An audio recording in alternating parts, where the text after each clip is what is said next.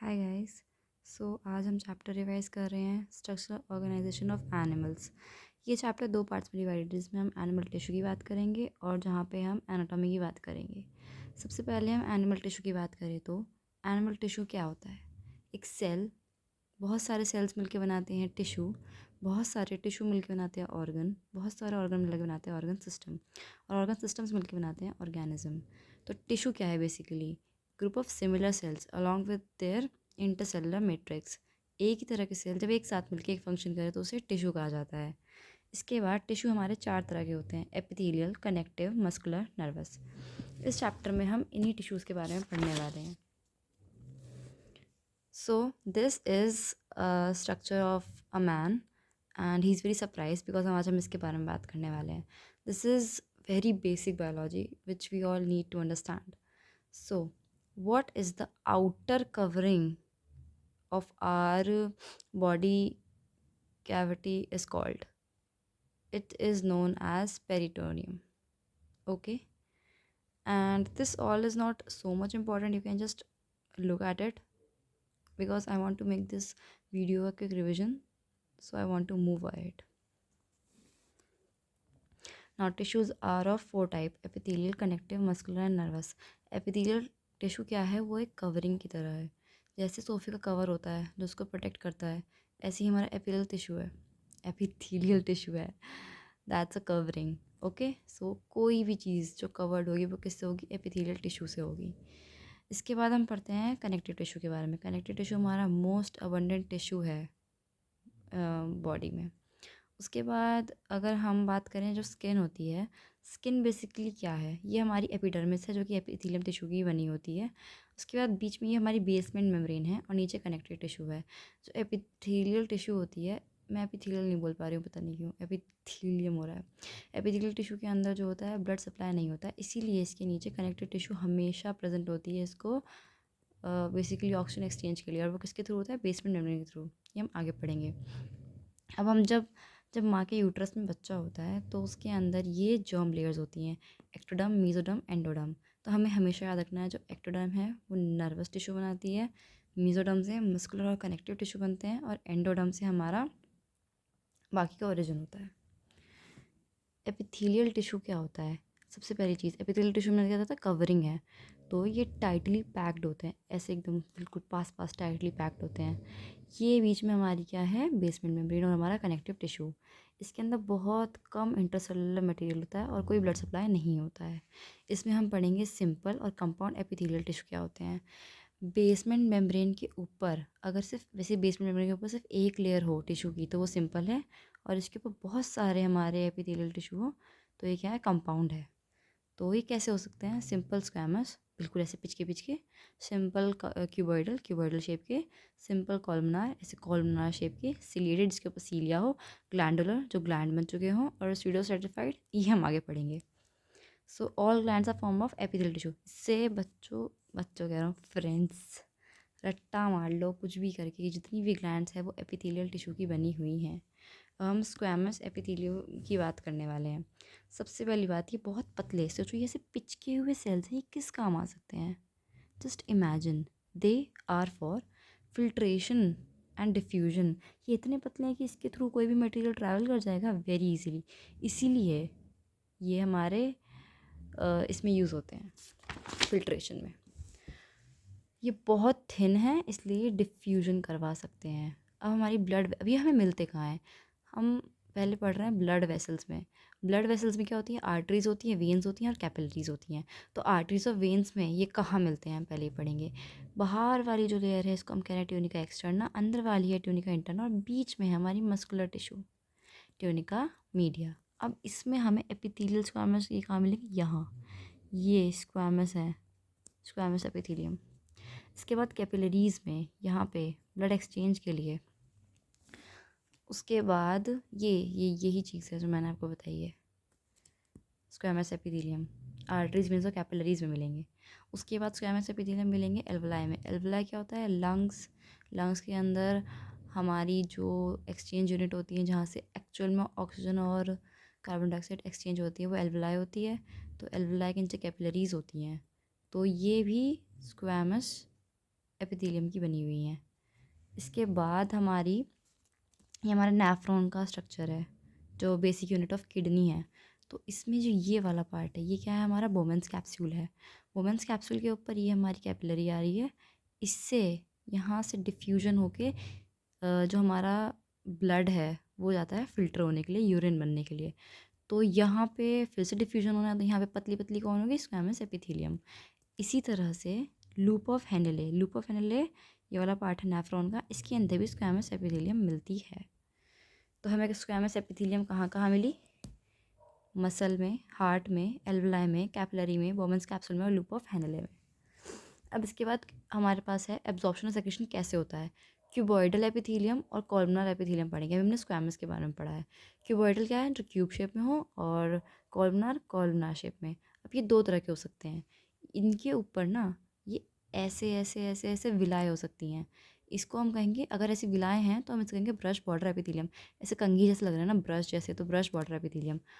और जो ये वाले हमारे कॉलमनार के ऊपर इस तरह से विलाएँ आएंगी, ये हमारी माइक्रो विलाएँ हैं। ये कभी भी मूवमेंट, मतलब ये मूव नहीं करती हैं, ठीक है। ये सिर्फ एब्जॉर्प्शन के लिए और सेक्रेशन के लिए होती हैं। तो हमने अभी नेफ्रॉन के बारे में पढ़ा था। तो नेफ्रॉन के स्ट्रक्चर में इस जगह पे ये क्या होता है, हमारा पीसीटी में और डीसीटी में। तो पीसीटी और डीसीटी में भी क्या होते हैं, हमारे एपिथेलियम टिश्यू होते हैं। तो यहाँ पे होते हैं ब्रश बॉर्डर क्यूबॉइडल, यहाँ पे बहुत ज़्यादा। पहली चीज़ हम ये विलाय बनाते क्यों हैं, एब्जॉर्प्शन के लिए। जितना ज़्यादा विलाय होगा उतना ज़्यादा एब्जॉर्प्शन होगा। तो यहाँ पे हमारे brush border cuboidal epithelium tissue है, ताकि यहाँ पे बहुत ज़्यादा हम एब्जॉर्प्शन करवा सकें। और यहाँ पे थोड़ा कम एब्जॉर्प्शन होगा, इसलिए यहाँ पे सिंपल क्यूबॉइडल है। हाँ, याद रखना है क्वेश्चन के लिए, यहाँ ब्रश बॉर्डर है, यहाँ पे सिंपल है। इसके बाद हम बात करेंगे, ये स्टमक है। अगर ऐसा लग रहा हो किसी को देखने में तो ये स्टमक ही है, लेकिन तो इसके अंदर ये वाली सेल देखिए क्या है, ये गॉबलेट सेल है। क्या हुआ है असल में, कॉलमनार सेल मॉडिफाई हो गया है। यही कॉलमनार सेल मॉडिफाई होके इसने अपने अंदर म्यूकस भर लिया है, और अब ये एक ग्लैंड की तरह ये वो कर रहा है, एक्ट कर रहा है। तो इसको हम क्या बोलेंगे, क्या बोलेंगे व्हाट द फक, इसको हम गॉबलेट सेल ही बोलेंगे। ऑफ कोर्स मेरा भी दिमाग रात को चल गया है। इट्स ऑलमोस्ट 2 at night, तो यूनिसेलुलर ग्लैंड बन गई है अब ये, ठीक है। साथ में यहाँ पे हमारे पास क्या है, ब्रश बॉर्डर कॉलमनार भी है और नॉर्मल कॉलमनार भी है। इसके बाद नीचे चलते हैं, दिस इज़ सीलिएटेड एपिथेलियम। तो सीलिएटेड एपिथेलियम हमें कहाँ मिलता है, सीलिया जो है ये मूवमेंट पे काम करेंगे। जो हमारे ये होते हैं विलाई, ये कभी मूवमेंट में काम नहीं करते हैं, लेकिन जो सीलिया होते हैं मूवमेंट में काम करते हैं। तो move to push substance forward. अब हमारी कहाँ मिलते हैं, ब्रोंकाइट्स में, ट्रैकिया में, रेस्पिरेटरी ट्रैक्ट में, फलोपियन ट्यूब में। क्वेश्चन आता है यहाँ से। अब ये क्यूबॉइडल है, तो ये दो जगह मिलेंगे हमें। कहाँ कहाँ मिलेंगे हम देखते हैं। तो ये है हमारी ओवरी, ये हमारी ओवरी है, ये हमारी यूट्रस है, और ये हमारी फलोपियन ट्यूब है। तो फलोपियन ट्यूब में आपने कभी सोचा है, जो ये हमारा ओवम निकलता है, एग, वो यहाँ से यहाँ तक कैसे पहुँच जाता है, उसके पास कोई क्या मतलब वो तैर के जाता है, बिल्कुल भी नहीं। वो ये जो उसके ऊपर हमारी सीलियाँ हैं वो उसको मूव करवाती हैं फॉरवर्ड। ऐसे ही हमारी गॉबलेट हमने ऊपर पड़ी थी, वो कहाँ होती है, वो यहाँ होती है हमारे उसमें, क्या है इसका नाम, ट्रैकिया में। और क्यूबॉइडल सिलिएटेड एपिथेलियम भी हमें यहाँ मिलती है। क्यूबॉइडल सिलिएटेड एपिथेलियम हमें कहाँ मिलती है, हमारे अंदर वाले ब्रोंकाइट्स में। ग्लैंडुलर एपिथेलियम, ये ग्लैंड्स की तरह एक्ट करेंगी अब। तो ये एक्सोक्राइन मिल सकती हैं, एंडोक्राइन मिल सकती हैं। एक्सोक्राइन ग्लैंड्स के पास डक्ट्स होते हैं, और वो अपना जो सेक्रीशन है वो अपने सरफेस तक पहुँचाती हैं एक डक की तरह। इसे ऐसे मानिए, यहाँ कुछ बन रहा है, इसको यहाँ तक जाना है, तो वो एक पाइप लगा दिया आपने, उसके थ्रू जाएगा।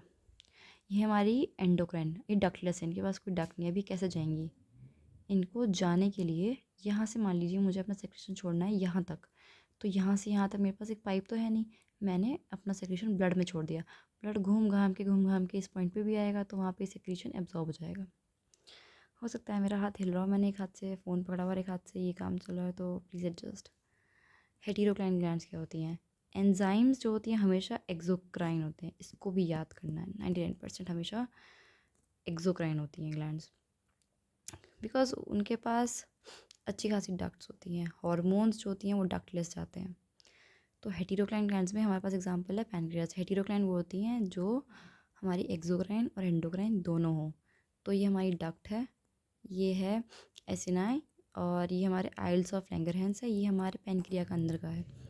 तो पैनक्रिया के अंदर क्या होता है, आइल्स ऑफ लैंगरहैंस से अल्फ़ा और बीटा बनता है। तो ये ग्लूकागॉन और इंसुलिन बनाता है, अल्फ़ा ग्लूकागॉन बनाता है, बीटा इंसुलिन बनाता है। तो यहाँ से अगर 100% सिक्रीशन हो रहा है इस पूरे पैनक्रिया से, तो 99% तो यहाँ से प्रोड्यूस होगा एंजाइम जो कि एक्सोक्राइन में ले जाएगा। 1% हमारी आइल्स ऑफ लैंगरहैंस से भी प्रोड्यूस होगा जो कि इसका सिक्रीशन होगा। इसके आगे हम पढ़ेंगे ग्लैंड्स के बारे में। ग्लैंड्स हमारे पास है यूनिसेलुलर और मल्टीसेलुलर। तो यूनिसेलुलर हमने पढ़ा था गॉबलेट सेल, एक ही सेल जब अपने आप को मतलब अपने अंदर उसने म्यूकस बना लिया और अब वो रिलीज़ कर रही है म्यूकस और ग्लैंड की तरह रिएक्ट मतलब एक्ट करेगी, तो वो हमारी यूनिसेलुलर है। मल्टीसेलुलर के बारे में हम आगे पढ़ेंगे। स्यूडो सर्टिफाइड क्या होता है, हाँ हमने ये पहले पढ़ा था। ये मॉडिफाइड कॉलमनार एपिथेलियम है। कॉलमनार एपिथेलियम हमें पता है क्या आती है पीछे, कॉलमनार सेल्स। ये नीचे से ऐसे लगेंगी बहुत सारी हैं, लेकिन ऊपर जाके ये सिंगल है। मतलब बेसिकली हमें ये लगेंगी एक के ऊपर एक है और हमें लगेगी कि ये कंपाउंड है, लेकिन एक्चुअली में ये नीचे से सब एक साथ जुड़ी हुई है, एक के ऊपर नहीं है। इसकी ऐसी स्यूडो स्यूडो मतलब होता है फॉल्स, स्ट्रैटिफाइड लगने की कोशिश कर रही है लेकिन ऐसा है नहीं। तो ये हमारी अपर रेस्पिरेटरी ट्रैक में मिलती है। कंपाउंड एपिथेलियम क्या करेगी, इसमें से कोई डिफ्यूजन नहीं होगा। कंपाउंड एपिथेलियम होती है जो बहुत सारी होती हैं हमारी बेसमेंट मेम्ब्रेन के ऊपर, तो इसमें से कैसे ही हमारा डिफ्यूजन हो पाएगा जब वो इतनी मोटी लेयर होगी। तो वहाँ से क्या होगा, एब्जॉर्प्शन भी नहीं होगा, सेक्रीशन भी नहीं होगा। वो क्या करेगा, प्रोटेक्शन के लिए। इतनी मोटी लेयर आप सोचो खुद से प्रोटेक्शन करवाएगी, राइट। तो हमारे पास अब इसका एक स्ट्रक्चर है स्किन का। यहाँ हमारी ये स्किन है।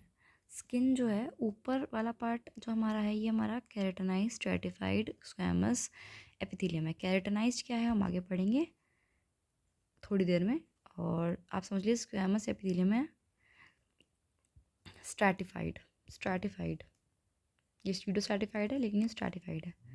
इसके बाद ये हमारी एपिडर्मिस है, ये हमारी डर्मिस है जिसमें कि डेंस रेगुलर कनेक्टिव टिश्यू है। बीच में हमारी क्या है, बेसमेंट मेम्ब्रेन। नीचे हमारा एरियोलर और एडिपोज कनेक्टिव टिश्यू भी है जिसे हम सबक्यूटेनियस लेयर कहते हैं।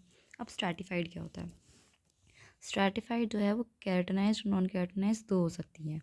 केराटिनाइज जिसमें केराटिन हो जो कि हमारी स्किन होती है, ये अपने अंदर से वाटर को नहीं जाने देती हमारी, तभी हमारी स्किन के अंदर से वाटर नहीं जाता, वरना हमारे अंदर पानी भर जाता। और नॉन केराटिनाइज जो जाने देती है।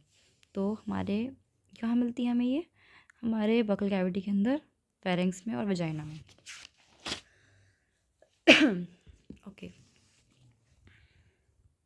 ओके सो मैंने इतना आज तक कभी नहीं बोला है, गेस मैंने भी पानी पिया है तो मुझे थोड़ा ठीक लग रहा है। स्ट्रैटिफाइड एपिथेलियम क्या है, हमारी found in ducts of larger glands में स्ट्रैटिफाइड एपिथेलियम मिलती है।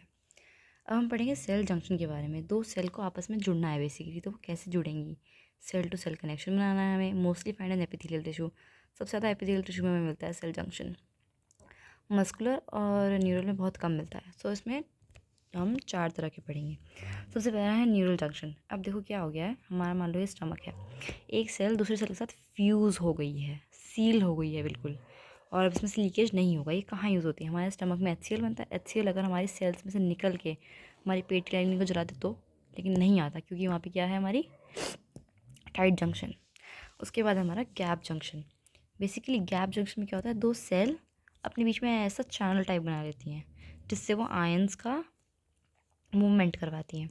तो ये न्यूरल टिश्यू में मिलता है, heart, cardiac muscles. Adhering junction और डेस्मोसोम।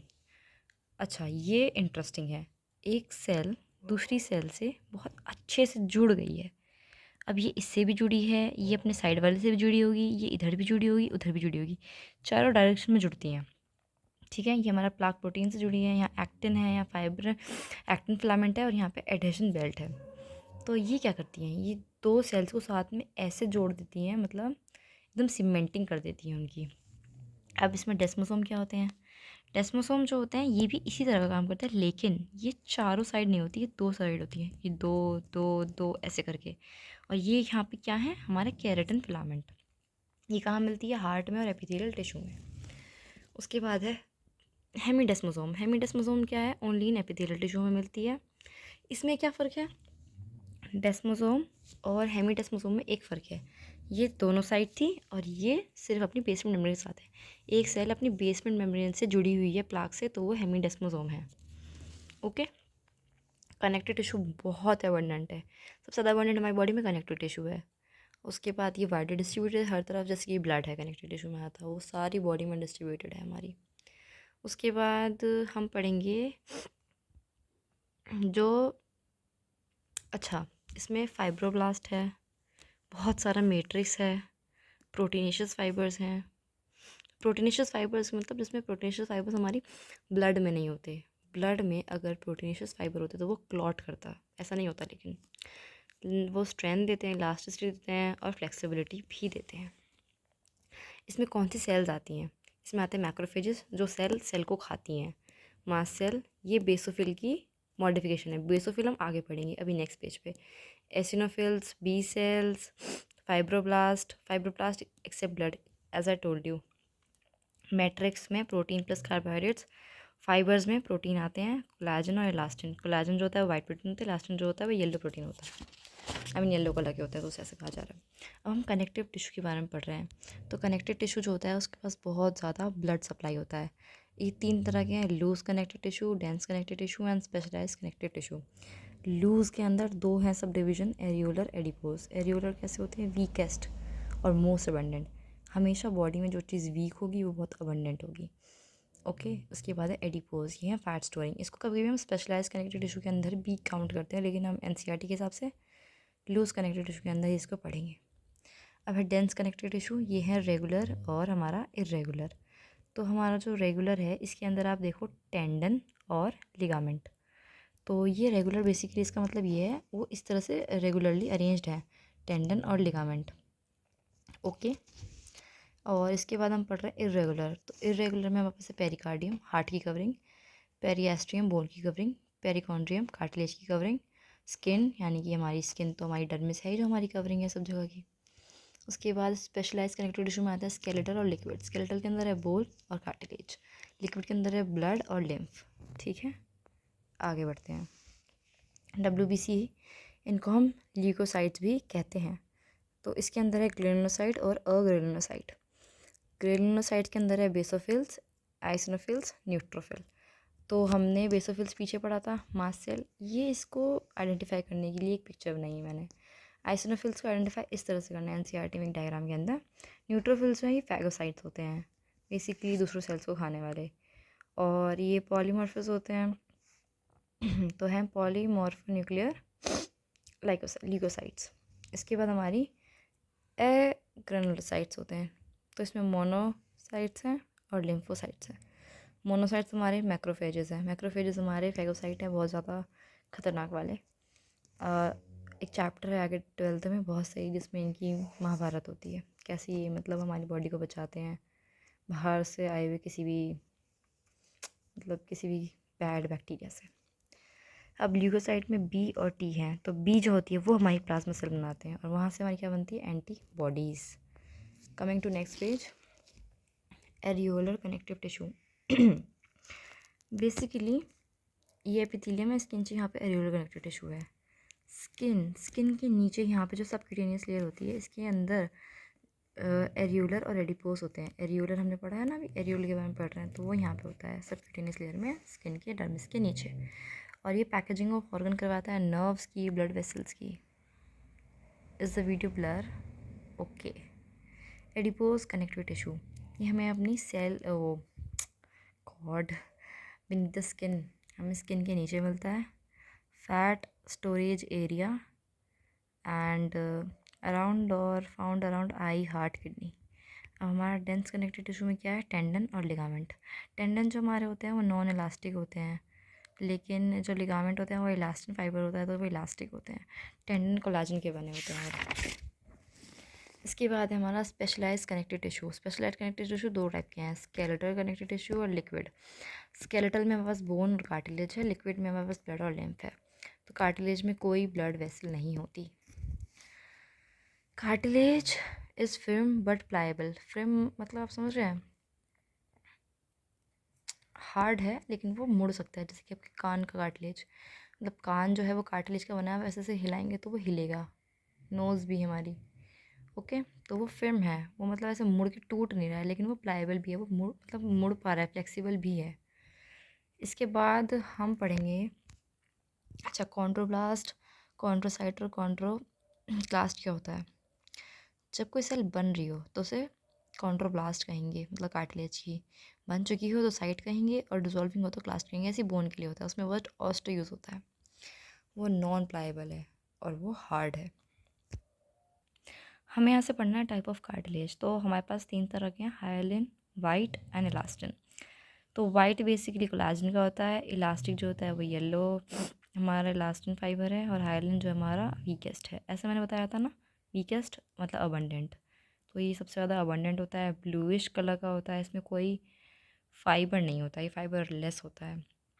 तो इसमें है, ये क्या फॉर्म करता है, तो ये करता है end of the long bones, C shape ring in trachea and costal cartilage and larynx to.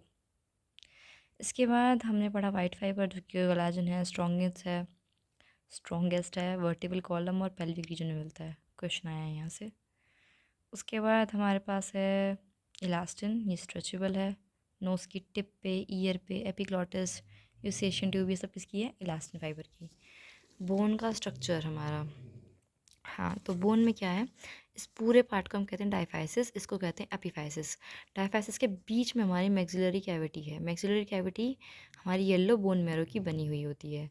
Side में हमारे यहाँ कॉम्पैक्ट बोन है, यहाँ पे हमारे स्पॉन्ज बोन है, जिसको हम कह रहे हैं ट्रेबुले। ट्रेबुले क्या है, हमारी हमारी जो बोन्स हैं उसके अंदर होल है। होल क्या मतलब क्या है कि छेद हैं, और उसके अंदर हमारी रेड बोन मैरो है, जो कि एक्चुअली में हमारी रेड ब्लड सेल बनाती हैं। Red blood cell, white blood cell, blood platelets सब यहीं से बनती हैं।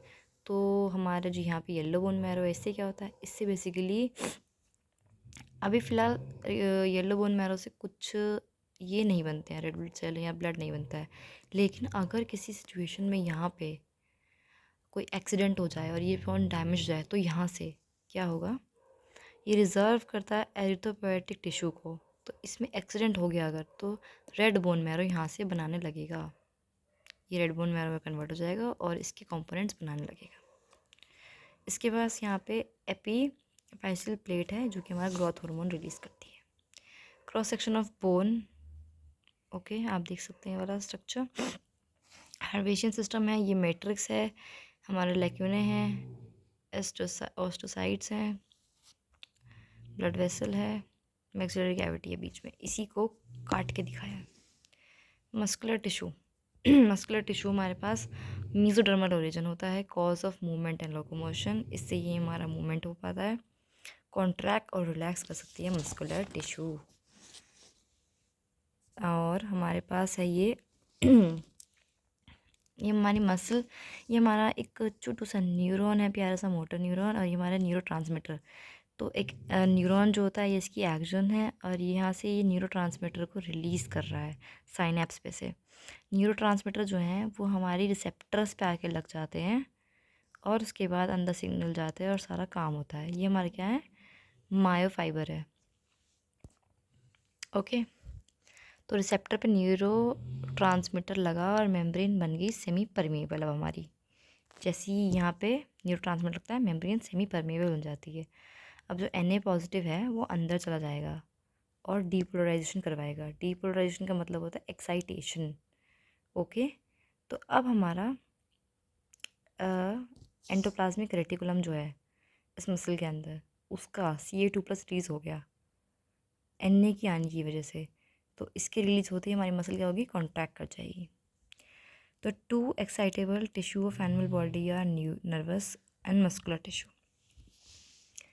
हमारी माइस्थेनिया ग्रेविस क्या है, ये एक डिज़ीज़ है। जब न्यूरोट्रांसमीटर रिसेप्टर ठीक से काम नहीं करते तो ये डिज़ीज़ हो जाती है, जिसका इसमें ऑटो इम्यून सिस्टम बन जाता है, जिसमें कि वो अपने ही इम्यून सिस्टम को ख़त्म करना शुरू कर देती है बॉडी। वस्कुलर टिश्यू क्या है, व्हाट द हेल, वस्कुलर बोला मैंने, लिटरली मस्कुलर को कंटिन्यूस बोलते हुए मेरा वो हो गया, शायद ये मेरी पहली वीडियो यूट्यूब पे, इस वजह से ये सब हो रहा है। प्लीज़ एडजस्ट कर लीजिएगा, I will try my best. Voluntary और इनवॉलेंट्री। तो वॉलेंट्री वो होती हैं जो हमारी अपनी विल से हम मूव कर सकते हैं। इनवॉलेंट्री होती है जिसमें हमारा कंट्रोल नहीं होता। तो ये कैसी हैं? स्ट्राइटेड हैं। स्ट्राइटेड मतलब इसमें ऐसी स्ट्राइप्स हैं।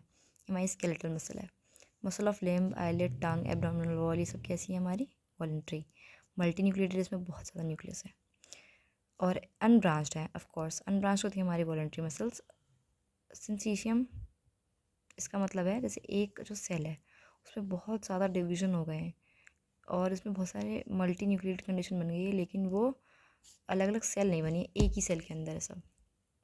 इनवॉलेंट्री। इनवॉलेंट्री में हमारे पास हो सकते हैं स्मूथ और हमारे पास हो सकते हैं कार्डियक, जिसमें हमारा बस नहीं चलता। बेसिकली हम अपनी वॉलेंट्री मसल्स कंट्रोल कर सकते हैं, इनवॉलेंट्री नहीं कर सकते, जिसमें ये आती हैं स्मूथ और कार्डियक। स्मूथ के अंदर आती है हमारी विस्लर ऑर्गन्स, स्पिंडल शेप होती है ऐसी, अनब्रांच्ड होती हैं ये भी, और ये यूनिन्यूक्लिएटेड है, इसके अंदर एक ही न्यूक्लियस है। और अनस्ट्राइटेड, ये स्ट्राइटेड नहीं होती। अब ये है हमारे पास कार्डिक, ये है फेंटली स्ट्राइटेड, मतलब ये काइंड ऑफ स्ट्राइटेड होती हैं।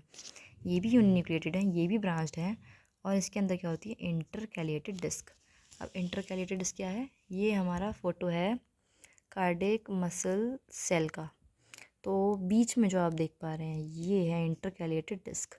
ये हमारा क्या है यहाँ पे? Gap junction. और ये हमने पीछे पढ़ा था डेस्मोसोम। ओके, अब हमें पढ़ना है न्यूरल टिश्यू। न्यूरल टिश्यू कैसे होते हैं? एक्साइटेबल होते हैं, लेकिन नॉन कॉन्ट्रैक्टाइल है। Oh my God. अब इसमें दो तरह के आते हैं, न्यूरॉन्स और न्यूरोग्लिया सेल्स। तो जो एक्साइटेबल हैं वो हमारे हमारे न्यूरॉन्स हैं, और हमारे न्यूरोग्लिया सेल्स जो हैं वो उससे सपोर्टिंग टिश्यू हैं। तो that's it for this chapter. मैंने इससे आगे मतलब मैंने बहुत बेसिक नोट्स बनाया रिवीजन के हिसाब से। मैंने ये पढ़ा है चैप्टर ऋतु रतेवाल मैम से, goddess, literally goddess of biology. 25 minutes में चैप्टर ख़त्म हो गया है, 26 में आई गेस। और अगर किसी को नोट्स चाहिए तो मुझे बताए, मैं कुछ करूँ नोट्स का भी। लेकिन ये अच्छा, मैं बताऊँ अपने बारे में अगर, तो मैं एक अपीयरिंग कैंडिडेट हूँ नीट के लिए, और मुझे रिवीजन करना था, और मैं बिल्कुल भी रेगुलर नहीं हूँ अपने स्टडीज़ को लेके। तो मुझे अपने आप को प्रेशराइज़ करना होगा, उसके लिए मैंने ये सब किया। हो सकता है मैंने कुछ बीच में गलत बोला हो, लेकिन उसके लिए मुझे प्लीज़ माफ़ कर देना। जितना मुझे आता था उतना मैंने बताया। मैं टीचर नहीं हूँ, मैं भी एक कैंडिडेट हूँ, 12th पास हूँ, और बस ये कर रही हूँ ताकि किसी को शॉर्ट वीडियो मिल जाए पढ़ने के लिए, रिवीजन करने के लिए मेरी तरह। बाकी सॉरी अगर कुछ गलत हो तो, एंड थैंक यू। और आप लाइक करें ना करें, सब्सक्राइब करें ना करें, that's okay. This is for self motivation. Thank you, love you, bye.